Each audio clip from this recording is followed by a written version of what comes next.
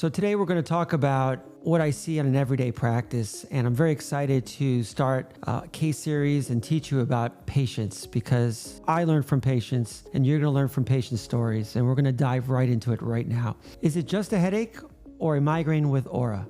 So Emily comes to see me. She's 28 years old. She saw me a few weeks ago.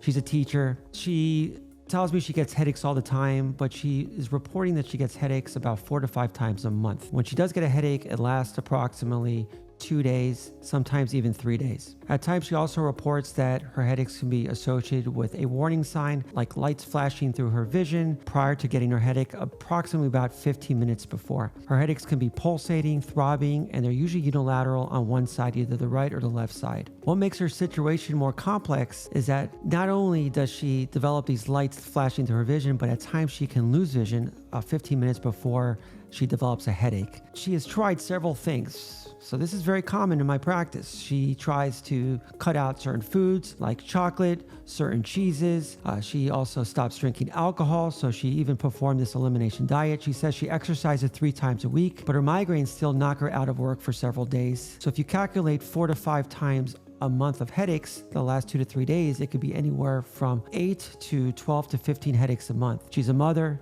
She's a teacher, and she feels very overwhelmed. And she asked me, why does this happen to me all the time? Why am I getting headaches all of a sudden? Maybe I have a brain tumor. Maybe there's something wrong with me.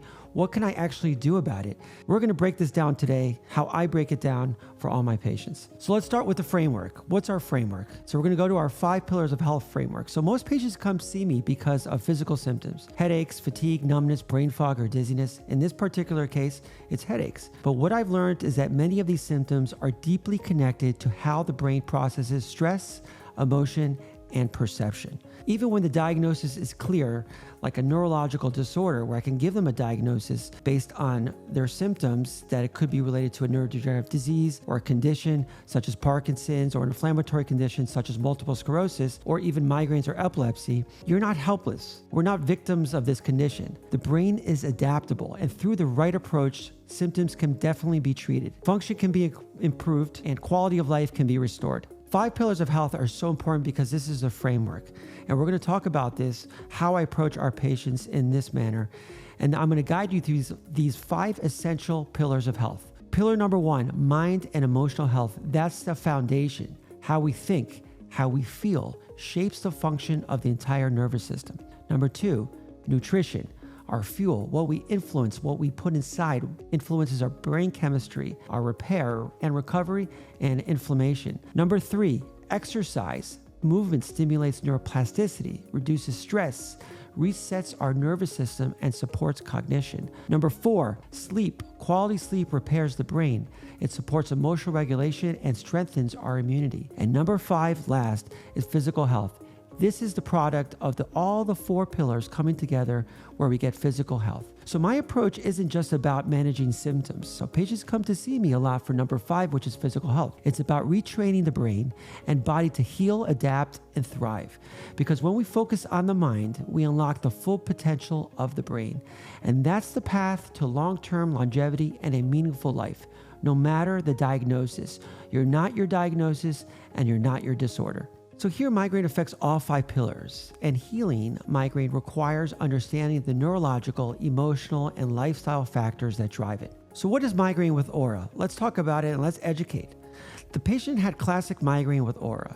So typically a migraine is defined by an episodic headache, usually on one side described as throbbing or pulsating, and either associated with nausea, vomiting, or lighter sound sensitivity. I didn't go into all of that, but she was complaining with her history of nausea, at times vomiting, and the light and sound were bothering her. So migraine is just not a headache. It's a neurological condition that involves a cascade of changes in the brain, starting what we call cortical spreading depression of leading to aura flashing lights. So we have this chemical movement and cascade through the back of the brain, which is the brainstem in this trigeminal vascular pathway, and it spreads along the cortex of the brain, in her case, the occipital lobe, which is the back of the brain. So let's talk about localization. Well, the good thing is her neurological examination is completely normal. She has no other focal neurological symptoms, and her MRI of the brain was normal. So that's important because we ruled out a structural cause of her headache.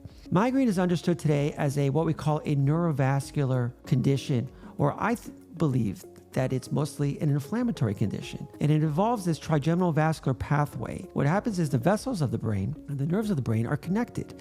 And when you have this spread, there's release of chemicals. And one of the chemicals that's released that is a very important chemical is CGRP, which is a potent vasodilator. So when we block CGRP, what happens is we get vasoconstriction, and it's the vasodilatation that causes the pain, and the pain signal that causes the throbbing, the light sensitivity, and even the nausea associated with migraine. So what makes migraine so difficult is that they're pattern-based and emotionally sensitive. Stress, hormones, caffeine, skipped meals, poor sleep, all of these amplify migraines. It brings it out.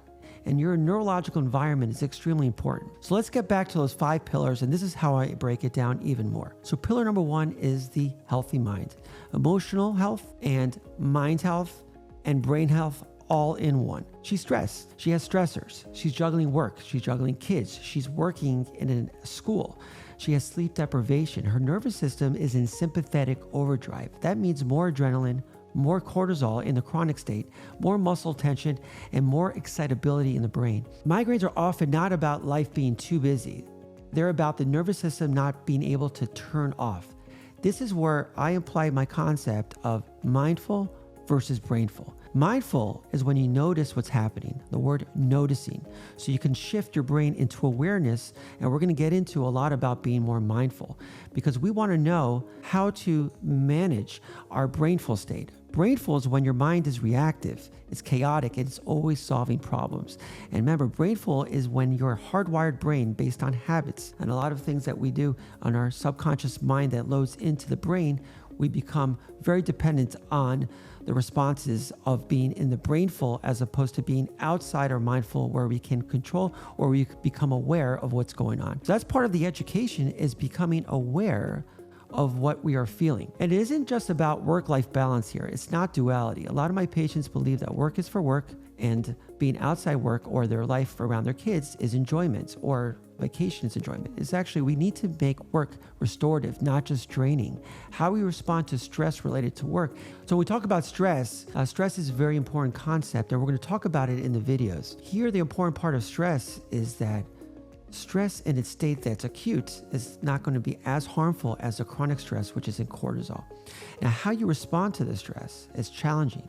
Growth, as opposed to stress that's harmful, where you're not enjoying work.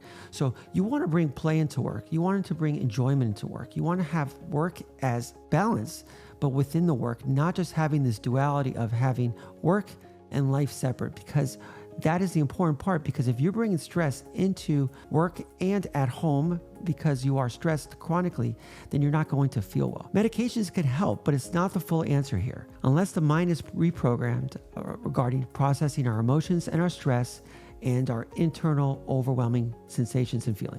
Pillar number 2, diet and nutrition. She already tried an elimination diet, which is great. You can look at certain foods and eliminate them and see if that helps. The new recommendations and my recommendations for my patients is more than that, is actually a inflammatory or anti-inflammatory diet, bringing down inflammation, because we do know that migraine is more of an inflammatory condition and stress is an inflammatory condition. So how do we bring inflammation down? Let's look at the foods. I recommend a anti-inflammatory diet, and a diet that is high in omega-3. Foods that are high in omega-3 are typically fishes like salmon, other foods such as chia seeds or flaxseed oil. You want to lower your omega-6s, which include seed oils and fried foods. Canola oils are these vegetable oils. When cooked at a very high in omega-6, you want to lower the omega-6. You want foods rich in greens and turmeric, berries, nuts. Those are great foods to reduce inflammation. You want to avoid alcohol or excessive alcohol. You want to have a balanced diet. You want to limit your chocolate and sugar products, high salted foods, and caffeine. Now, caffeine is a double-edged sword. Caffeine could help headaches because it's a vasoconstrictor. On the other hand, patients can get in a rut because they are drinking products with caffeine, and that can cause what we call analgesic rebound headaches.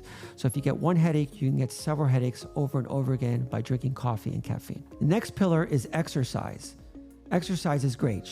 This particular patient, she said that she exercised 3 times a week. Exercise should not only be for fitness, it should be for nervous system regulation. So you want to bring other things into your exercise program. You want to bring in movement and stretching. You want to bring in breathing. You want to work on your posture to retrain the autonomic system, because the autonomic system also is through your subconscious brain, drops right into your body. So if you're pushing too hard on cardio, that can actually make migraines worse. Some people actually makes it overall better. So based on individual patients, I recommend cardio, and they can log whether high intensity cardio exercises can worsen their headaches. The key is consistency and calm, not intensity. Pillar number 4, sleep. She struggles here, and it's crucial. Poor sleep worsens migraine frequency and severity. So what do I tell my patients in this particular case? And we can talk a long time related to sleep, but for her, regular bedtime and waking up on time to actually figure out a time that's best for her, to allow sunlight in the morning, no caffeine after 1 p.m.,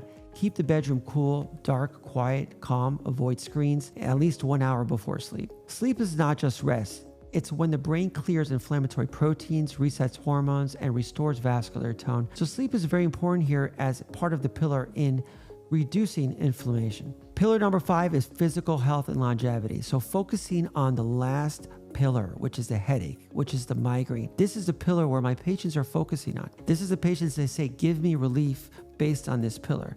As you can see, and how I outlined all of the other pillars, you can see how it all lines up with 1, 2, 3, and 4. At the end is 5. 5 is where my patients are concerned that they don't have a brain tumor. And with an MRI, with the neurological examination and testing that I do, I can tell patients that this is not a structural problem that is going to be something that is dangerous. This is a lifestyle diet modification program, and how we reset our mind, our emotional health, and our brain is the key here to longevity and feeling well and reducing the amount of headaches. So closing here, this is what I told her. Migraine is not just happening, that it's something happening to you. You're not a disorder. You don't have migraine disorder. You are healthy and you happen to have migraines. You might have a genetic predisposition that may increase your risk, but you're not a victim of your condition. You're not fragile, you're sensitive. And believe it or not, sensitivity at times is a gift when managed with mindfulness and not fear.